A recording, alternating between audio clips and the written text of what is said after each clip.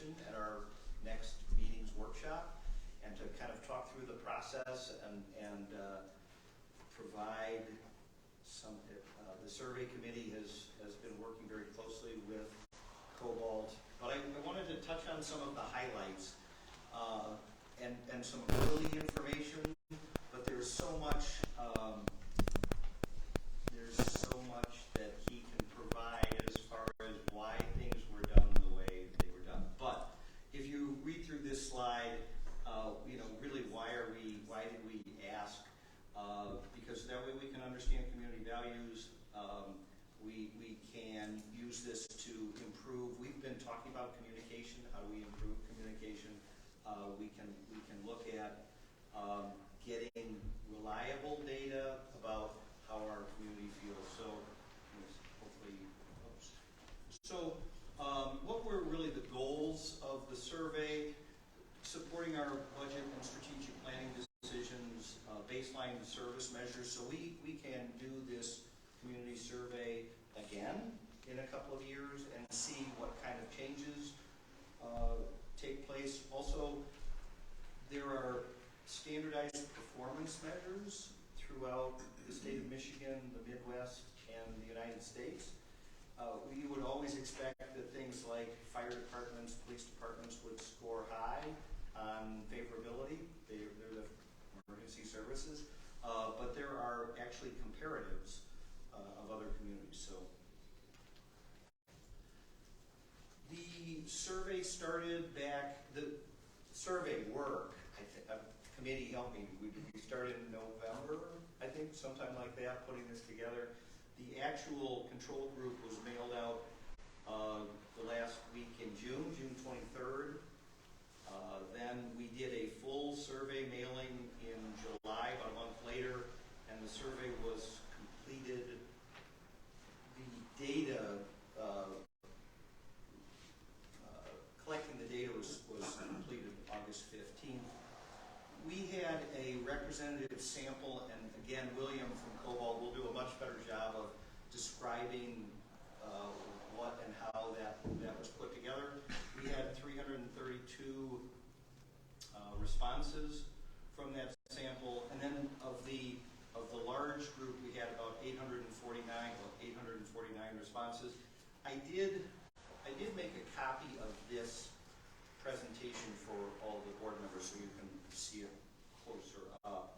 But I included just some basic information about residency, age, gender.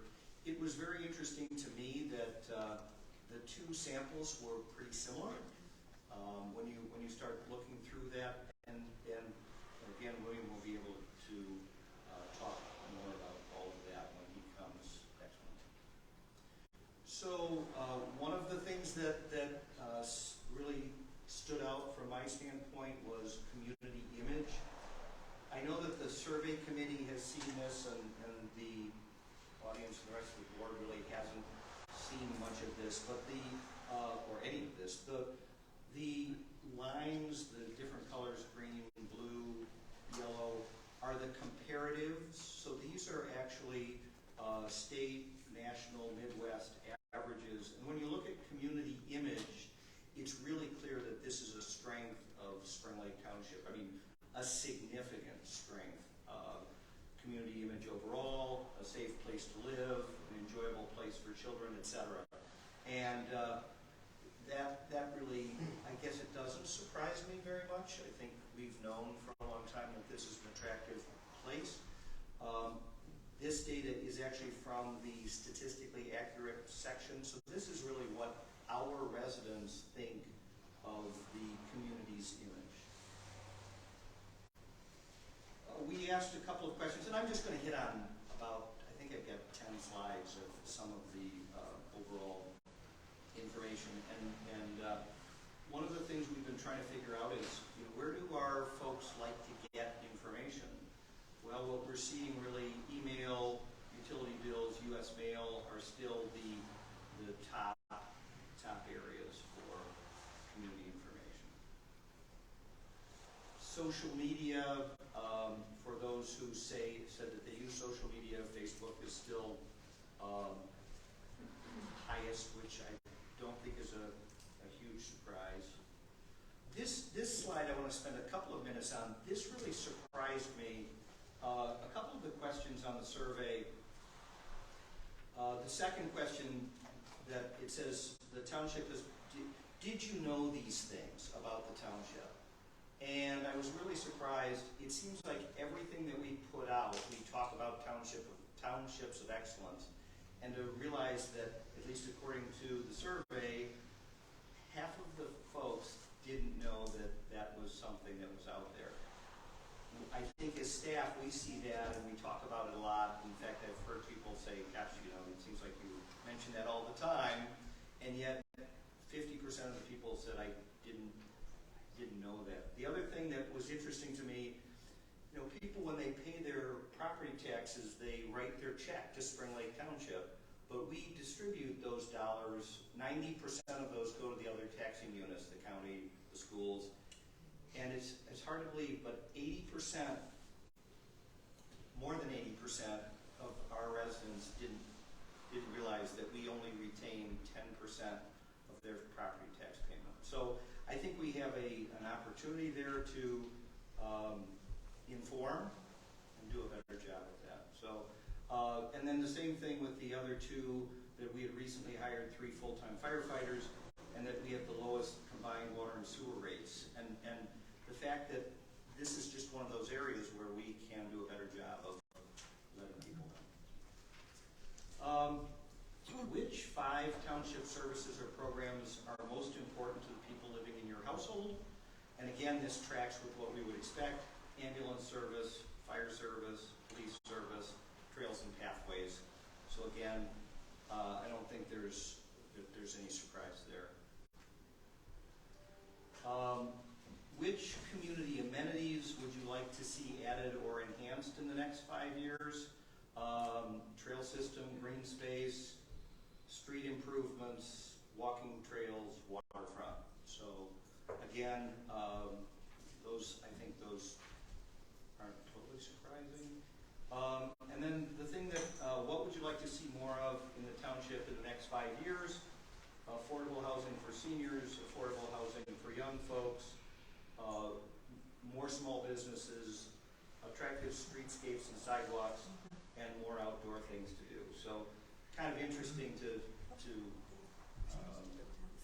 see that. And then the last slide, and this was interesting also, at least to me. What would you like to see more of in the next 5 years? Single-family residential homes, mixed-use residence office, and recreation and green space. So it was interesting as I think about the conversations that we're having about development, that our residents say we want more single-family residential homes and we want recreation and green space. So that's an interesting balance. So those were the slides that I wanted to share this evening. Again, next month, October 9th, we will have a full report on the survey. And interestingly enough, the committee started to hear a little bit about what drives community satisfaction. What are the things that make people want to live here? And I think that's going to be something that the board will get a lot of benefit from. Questions, thoughts? I know this is early. The survey committee has really done a lot of work putting all of this together. I look forward to listening to him next month. Ellen, Jim, Bernie? Okay. Nothing to add. It's good. Okay. So the last thing workshop-wise that we have is at our last meeting, the Township Board asked about the P5 property from a standpoint of drainage, and asked that we have somebody take a look at that through the Water Resources Office. So I contacted Joe Bush and asked a series of questions of Joe about what is the process that new developments go through if they are looking, if they're considering development, what is the process that the Water Resources Office uses? And then also specifically at the P5 properties, at least what is the expectation, what currently happens there? So I'm going to introduce Dennis Chase, or maybe I should let Dennis introduce himself. This is the first time we've had a chance to meet in person, but Dennis looked at the property, provided a report, and he's really here to share what he's got. And I guess I can pull up some maps, but the floor is yours. Yeah, thanks. Mr. Gallagher, may I just here for a second? I just want to be very clear so that everybody understands exactly how this gentleman has gotten in front of us today. This is a gentleman that was hired by Joe Bush at the recommendation of our township. With us paying the bill. With us paying the bill. However, there were no parameters. In other words, this is an unbiased That was the written hope. report. That was the Correct. hope. I mean, So I just wanted to make that very we clear. would normally call Fein and Newhoff Right. for this kind of work, and it's not that we just really wanted. I took the direction from the board at our last meeting to not use our engineer, but to ask the Water Resources Department to select someone. So I'll kind of take over and continue introducing myself. And so my name is Dennis Chase, I'm a professional engineer in Michigan, and I'm an engineer at a company called Land and Resource Engineering. And I personally perform most of the stormwater reviews on behalf of the Ottawa County Water Resources Commissioner. And that's why I was chosen for this specific study. Joe Bush is the Water Resources Commissioner. He reached out to me because I do a lot of the reviews in Ottawa County. I'm the one enforcing the standards. And so he asked that I further explain how these will be applied to a potential development, and then look into some of the preliminary concerns with this one and what's currently happening. So on this one, all communications have been directed through Joe Bush, and I already do a bunch of work with him in this regard, and so this is kind of an extension of that on behalf of his office. When it comes to these properties, like stormwater is unique, and it's pretty complex, and it's not like sanitary and water, and where many of the conditions for its review are so site-specific, and you can't just look at it and say 10 or 100 homes is allowable and 101 is not. When it comes to the stormwater standards that are going to be applied, Spring Lake Township designates that, and within their standards and their ordinances, they designate the review and approval to the Ottawa County Water Resources Commissioner in accordance with the county standards. And that's not abnormal at all in Ottawa County, and they still maintain the right to perform their own review in-house if they think that additional metrics should be applied to a development. And so, should this ever be developed, it will be reviewed by Spring Lake Township and by the Ottawa County because they have a relegated authority from them. And so, when it goes through the approval process, like whether it gets rezoned for like X number of houses, when it comes to stormwater development, how much water is allowed to leave this land is based on the area being developed. When I look at stormwater, I don't necessarily care if they use a bunch of water. I care about how much impervious area is going on that site and where it's going to be leaving. And so, according to the standards and how this is done all throughout West Michigan, Ottawa County is a little more restrictive than they designed for the 100-year storm event. So that's a storm event that you would only expect 1% chance to happen a year, or you'd expect one of these storms in 100 years. That's more restrictive than Oceana County, that's more restricted than Allegheny, that's more restricted than Kent County.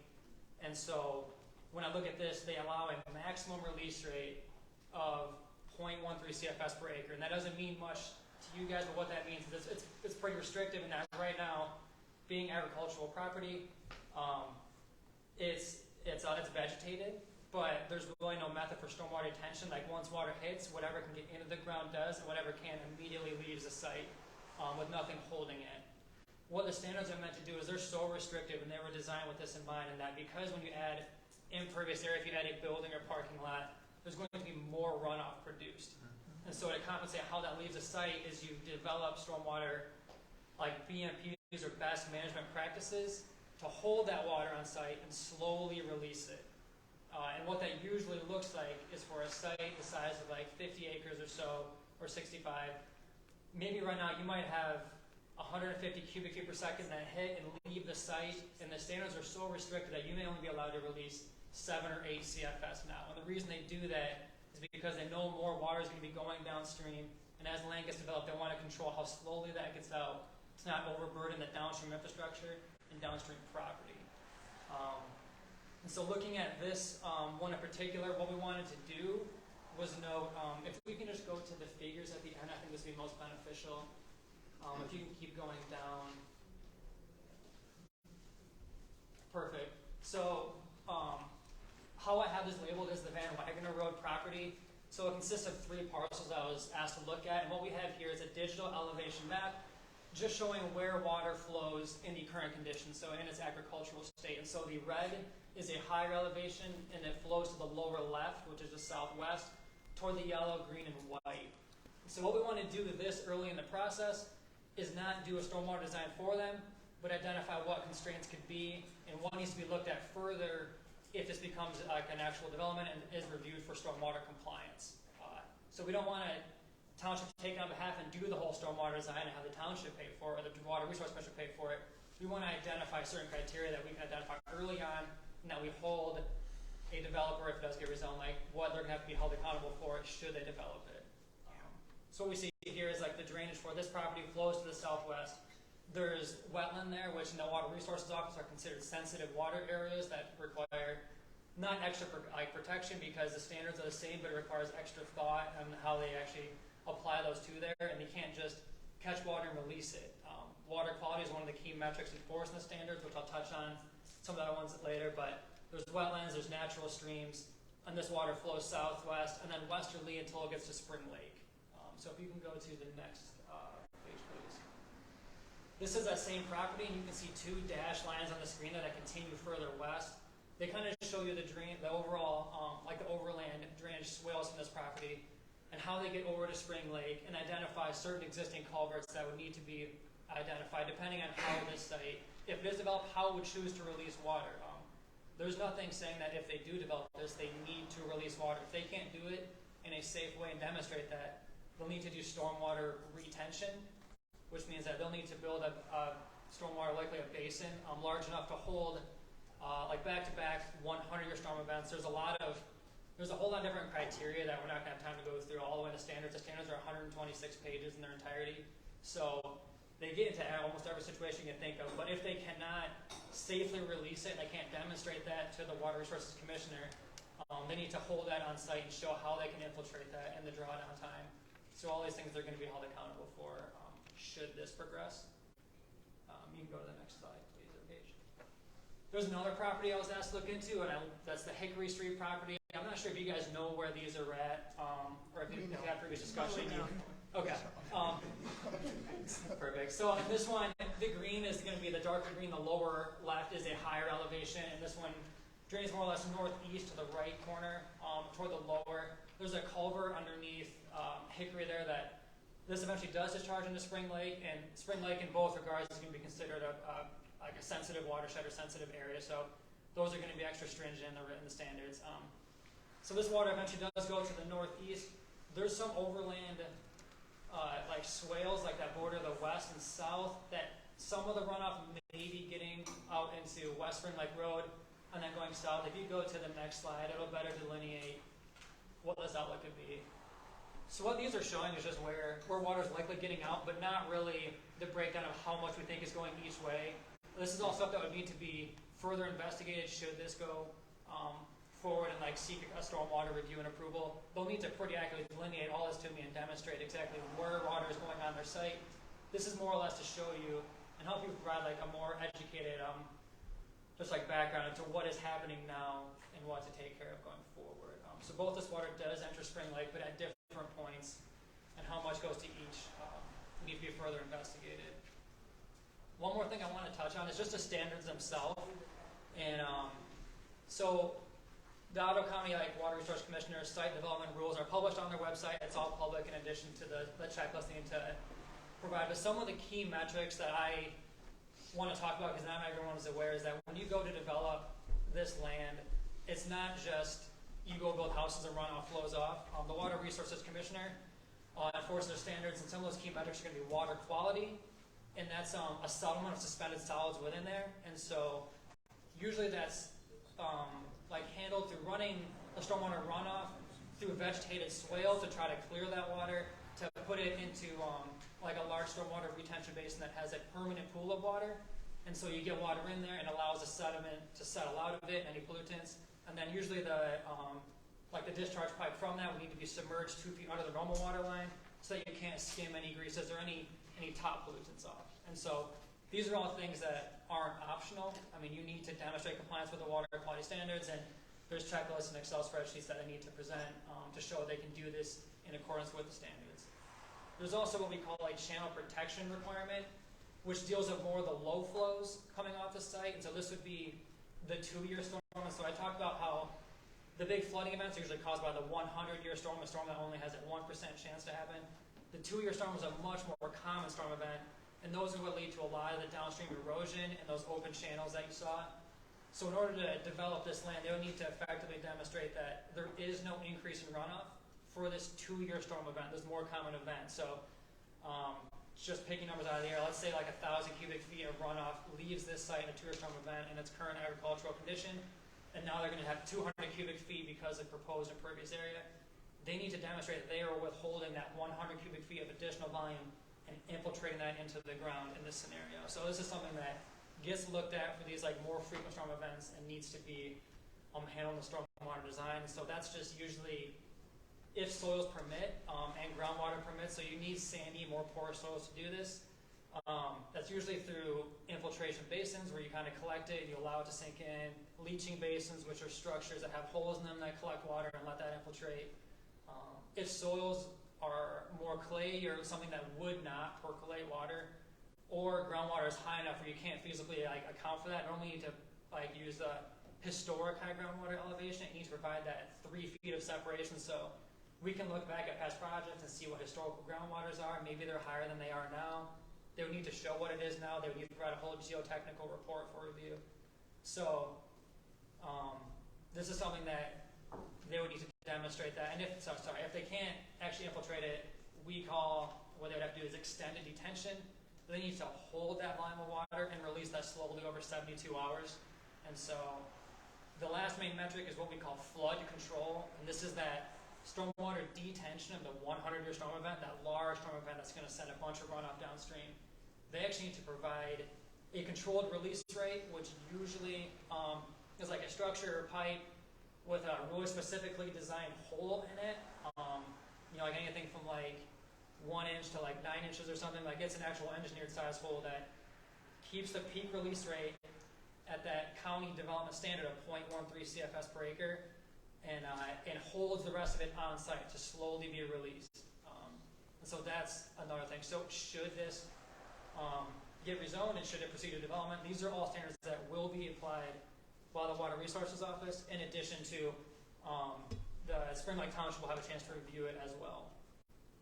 And so I think I touched on a lot of the same ones. One thing to note is that I'm not here to push for development or against development.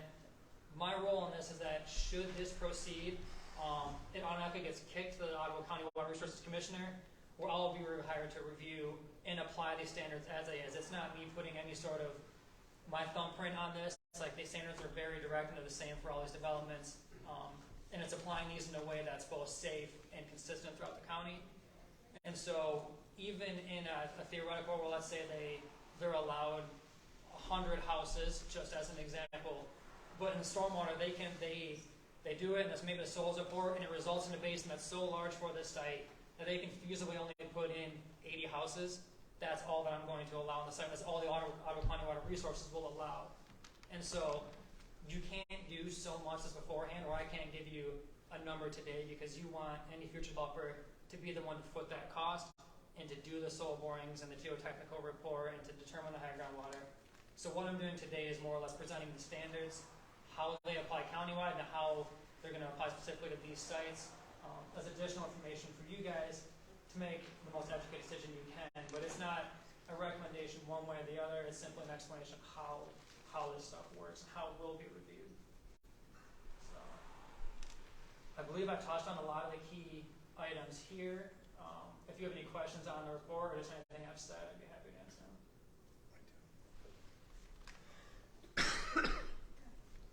So the only question I have for you immediately is,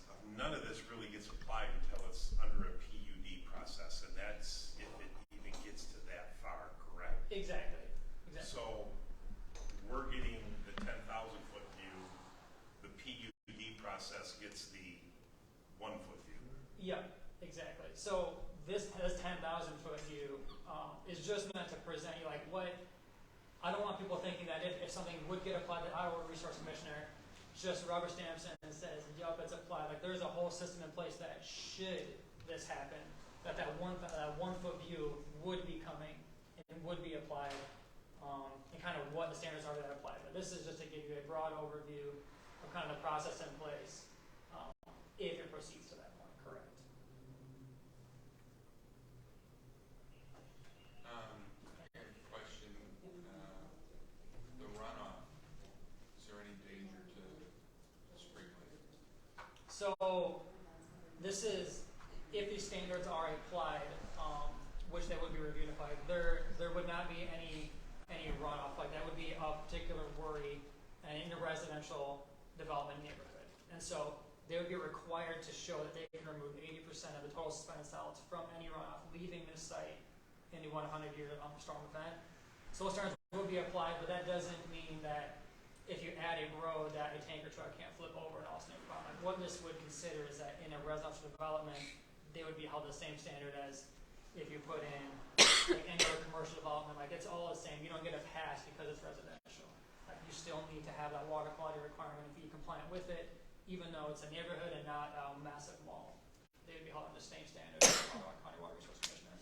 Just a quick reminder, since we have people here, that when we do questions, to use your mics, please. Dennis, you did a very thorough report, and it looks like you also walked on the land and really analyzed the soil as well. I'm sure all of us appreciate that very much. In the letter that you, the cover letter, if you will, that you wrote to Gordon, that goes along with your report, you said the size of the detention basins required by the standards may only allow enough space for 150 homes. It sounds like you've done a lot of work on this kind of project. Yeah. Is that a high confidence level in that number? So I guess in my cover letter to Gordon, it didn't. I think that was the example I'd said in that. What I'd say is that if 200 should be allowed, that if the basin becomes of a size that only would permit 150, that's how it would be enforced in the Water Resource Commissioner. But I did not do the actual calculations in any receiving outlet to determine if 150 would be applicable. So the total runoff that's allowed to leave this site for the 100 storm event does not change if there's 5 houses or if there's 500 houses. It's based on the total contributing area and demonstrating that they're below that county standard of 0.13 CFS. And so the actual, you would need to do like a somewhat thorough site plan, like the land developer would, to demonstrate like how you can achieve an X amount of homes on this while having the correct basin. I've done a lot of these reviews, but without knowing the groundwater elevation here, that's going to be a major limiting factor, at least from my walk on site. The outlets in my mind were relatively high in comparison to how flat that land was. And so without having that, it's too early for me to give any sort of confidence on 150 being acceptable or 100 or 200. But the 150, just to make sure I'm totally clear, was based on what you perceived the size of the basins would need to be to hold the water. No, I actually there was no preliminary sizing of a basin to give a count of the homes. In the letter, I think it was the email I sent you when I submitted this, is that it was an instance of just saying that the size of the basin could be large enough where you're only permitted a certain number of homes that may be below the total allowed by parcel size in the ordinance. So that was not in any way a prediction, that was an example. Correct. Correct. Yeah, sorry. So I have a follow-up to that too, because you talked about the complexity of them. So say whatever that basin size has to be, and that's the regulation, that's what we come up with. And in our PUD process, do we have the ability to say, well, we want to be safe, we want to increase this by X percent, even though the standard is this? Can we make that larger to give more protection if we wanted to? I guess I'm not from the Water Resource Commissioner would not have an issue with you guys superseding the current developments to have a more strict one if you felt that was necessary in this instance. as far as like your ability to do that. Like I don't. I guess really like about what you guys like are allowed to understand is from a water resource and stormwater group perspective, that is allowed. Like Spring Lake Township does have the right to supersede the Ottawa County Water Resources review and add those additional restrictions. So I don't see how that would be an issue. But could I just, Andy, we can't just decide, well, this is where our comfort level is. We have to have, you're going to think I'm a broken record. There have to be reasons. We have to have something we can point to. It just can't be because this is what we're comfortable with. Yeah, and I'm not saying pull out a number. I know you're Pull out a not. number. I know you're not. I just want to make sure. But I think that's a question that when we look at this, that we would want to have at the PUD process, and definitely the planning commission process, that, this is the standard, but what would more look like? So we would probably have to hire an expert who would come to different conclusions or give us a basis to come to a different conclusion, because I don't think there's anyone on the planning commission or on the township board who are going to be qualified to go toe-to-toe with the Water Resources Commissioner and the engineers hired by the Water Resources Commissioner.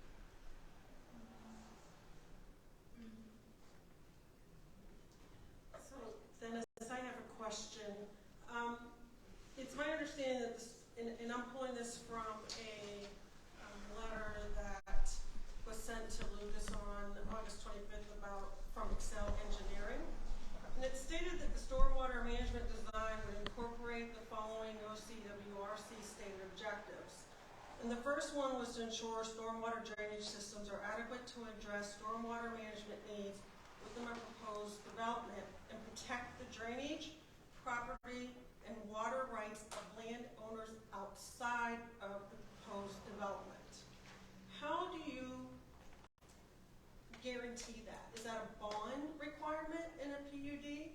Because oftentimes you come in and you develop, and you may develop over so many years and then disappear, and then there's no recourse like 5 years down the road. This is 10 years down the road. So how is that addressed?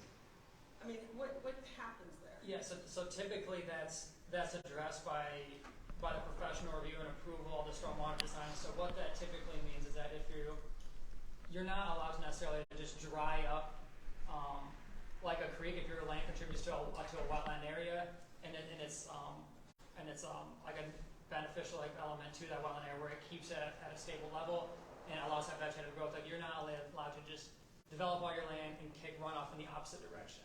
And you're also not allowed to collect all your land and put it in a direction that where water did not go previously. That you're changing your existing drainage patterns, you're hampering the drainage rights of those surrounding you. And so normally that is something that gets reviewed and approved for actual engineering design when a development is platted or it goes through the site condominium process.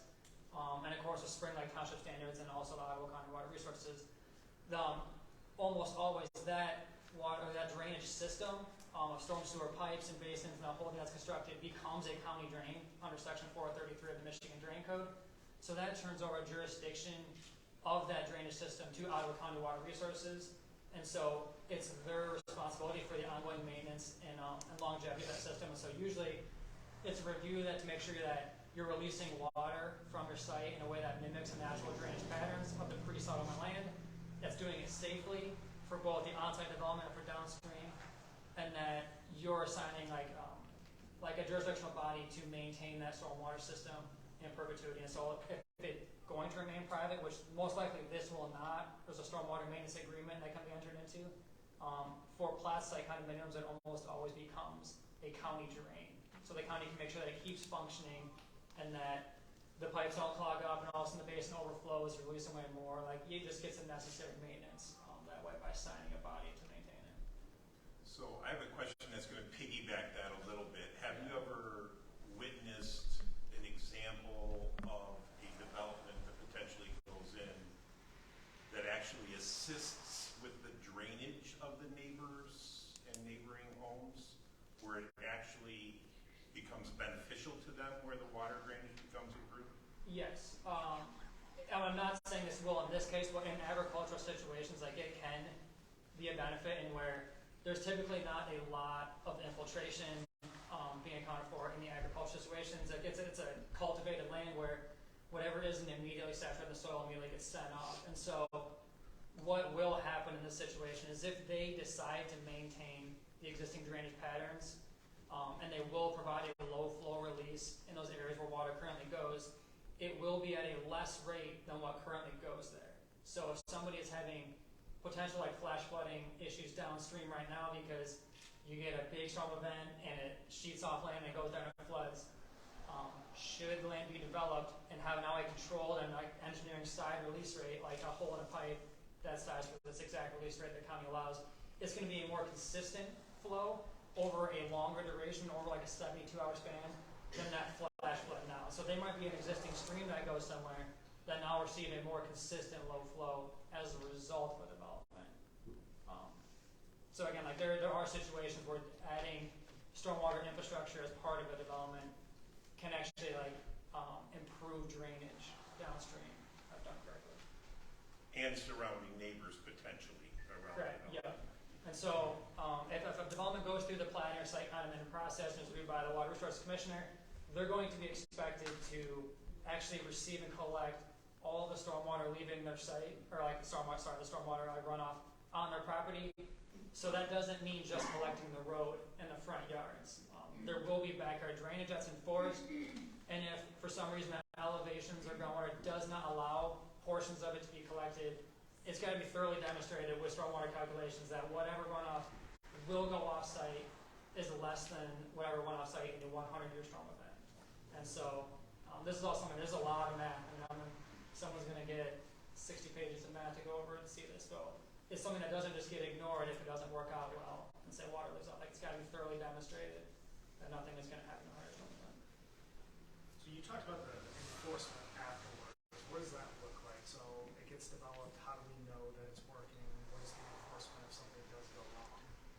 So, let's consider like a platter site condemnation, which seems like it's more applicable to this specific instance. And so, if it goes through that process, both your ordinance and just common practice at Ottawa County Water Resources is that this is going to become a county drain or Section 433 of the Drain Code, and so it'll go through the same approval process.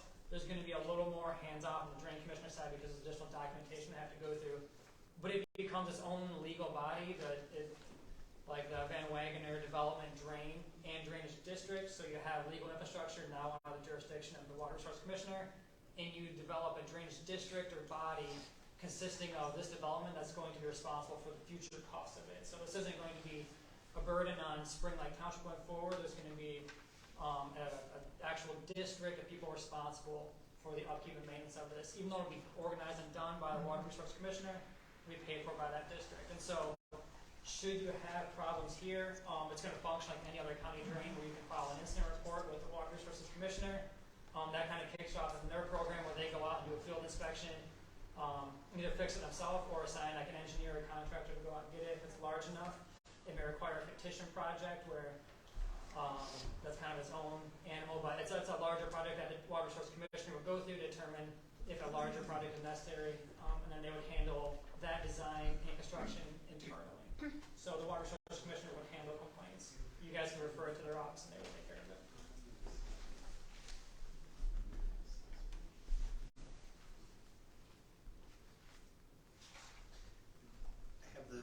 What's happened to the standards over the last 5 to 10 years? Have there been changes? Yes. So the standards underwent a somewhat significant overhaul in 2021, and so those are the newest ones that we're still being governed by today. But those they provided a bunch more detail, but also got a little more strict as part of the county's compliance with the MS4 program in the state, and so. The channel protection flows like that really retaining that increase in runoff for the more frequent storm events like in the water quality. Those are both key metrics that now get audited for the Ottawa County Water Resource Commissioner, and so their particular attention is paid to those. But the most recent overhauls in 2021, and those have kept Ottawa County kind of on the leading edge in West Michigan as far as having the most thorough and kind of comprehensive stormwater standards.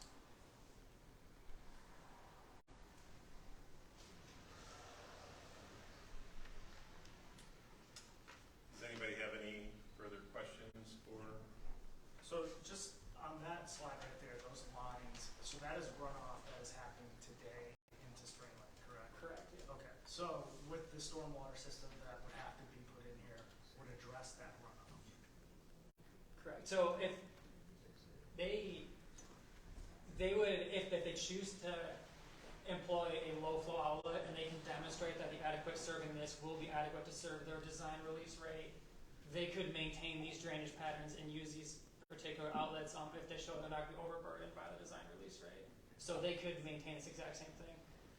For this one in particular, there's that drainage course that kind of in that finger in the lower right and the southeast. It's unclear how much goes there now, so they'll need to demonstrate kind of what flows they receive now, and that's not going to be greater than development condition. So more than likely, I would think that most of it's going to be going through that northern open channel. So right now, those do flow through private properties and established natural streams. And so like those areas that receive the runoff now that likely will continue to receive runoff, probably not at a greater condition than currently. But if there's concern with that, like there is also provisions that like you can do to try to make sure that those get properly maintained and established as county drains. Townships have the ability to petition for the establishment of new drains to serve certain areas. So that's kind of a whole other animal, but it's something that if an additional precaution, right now there's no entity set up to maintain those, it's just natural drainage that happens. There are things that can be done to try to establish a county drain there so that the Water Resource Commissioner would maintain everything on site and all the way to Spring Lake in a functional and safe condition.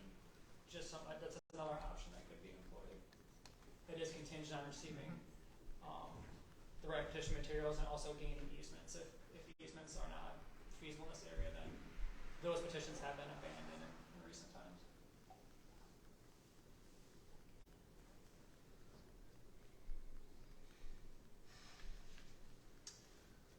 Okay, unless anybody has any further questions or follow-up, we're going to move into a break until the regularly 7 o'clock session, unless you want to cover a couple I minutes. just want to mention that Dennis will be here through your entire meeting, so if other questions come up during, that other questions come to you, you'll be able to answer those too. Okay, we're going to, one last final questions during the work session. Okay, we're going to move into a break until 7 p.m. when the regularly scheduled